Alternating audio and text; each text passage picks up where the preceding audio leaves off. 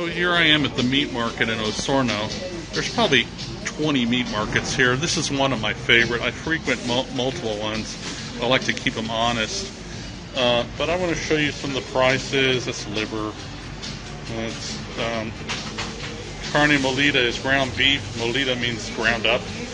And that's especial. It means it's a better quality of meat, less bones and cartilage. And that's the cheap stuff for the poor people like me. Cheese. They sell all types of sausages back there. But they have no idea of what quality meat should be. They just, they have a different taste for meat here than I do.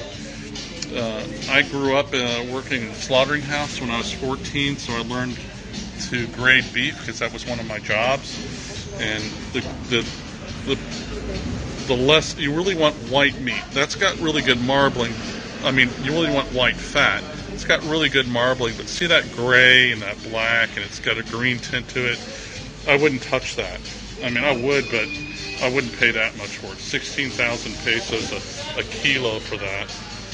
And here's some more. Their cuts of meat are not like ours. These are basically brisket stuff here. They call it rosada. But that's a really tough piece of meat, and they're charging almost $15 or $12 a kilo for that. Yeah. So what I bought today is some pork, and Lori is going to grind that pork, which is right here. It's called pulpa de cerdo, which would be a picnic in the United States. There's pork ribs there. That's $5. That's $6 a kilo there.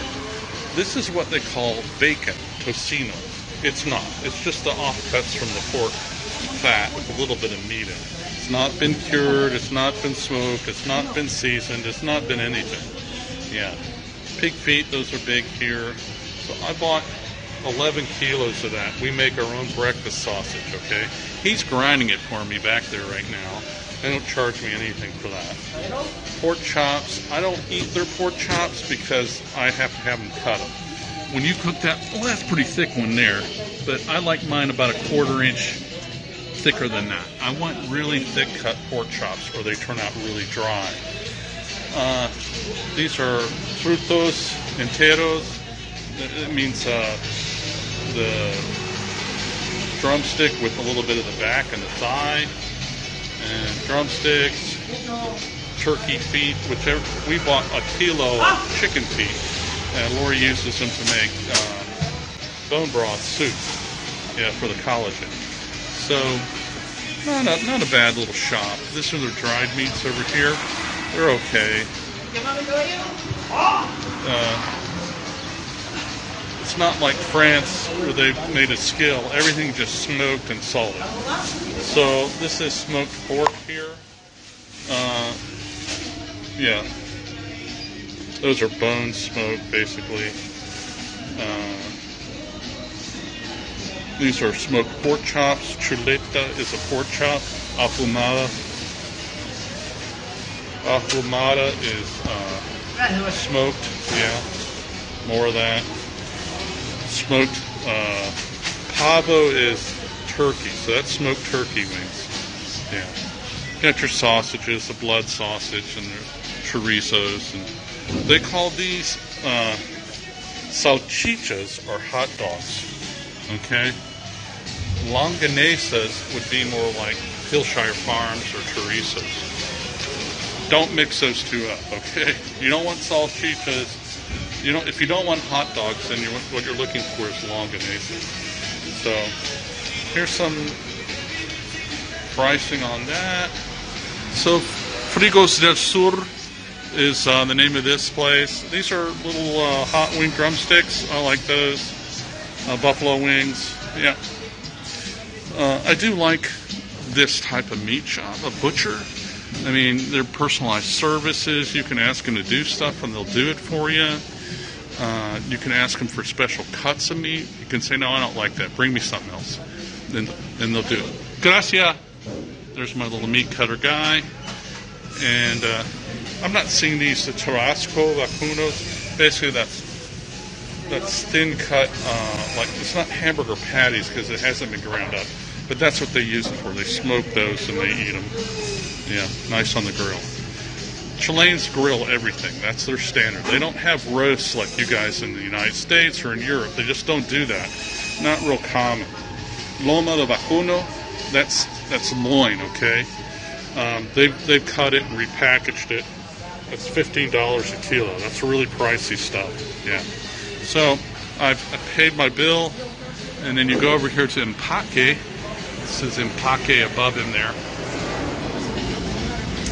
And you show him your receipt, and he gives you your food. So anyways, this is this nice little meat shop, and there you have it. Welcome to Chile Expat Family. I'm Jim Dorchak.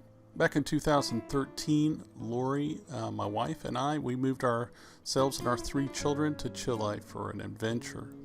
It just seemed to us that living at the end of a cul-de-sac and working all day long, all month, all year long, paying taxes, and not having anything to show for it just was not living for us. It wasn't getting it. So what we did is we moved here. We just up and sold everything and moved. We did some research. But when we got here, there was no one here to help us get through what we were doing. Accurate information about buying land, immigration, building a house, that just wasn't available. I couldn't find it, and what I did find was not factual. Sometimes it was flat out lies. You can see this in my first videos. I was painfully navigating Chilean culture, Chilean law, Chilean immigration, purchasing things, buying land, finding property. All that stuff is just, I had to learn it, and there was nobody here to help me. I didn't want anybody else to go through that. So what did I do? I created a group in Telegram called Chile Expat Family. I have a team in there of Chilean experts, immigration attorney, tax attorney, doctor, dentist, builders, a mechanic. All of them speak English. I created this group to answer your questions about Chile, help you decide if you want to or need to or can move to Chile, and how to do it safely and as cheaply as possible while getting good information. Also, this is really important. If you are looking for something to read up on Chile, you should buy Lori's Ultimate Guide to Immigrating to Chile. It's in its 3rd edition, and it's available at chileexpatfamily.com. It's really good, and it's very accurate for people interested in moving to Chile. See you in Telegram, and I hope you come join us.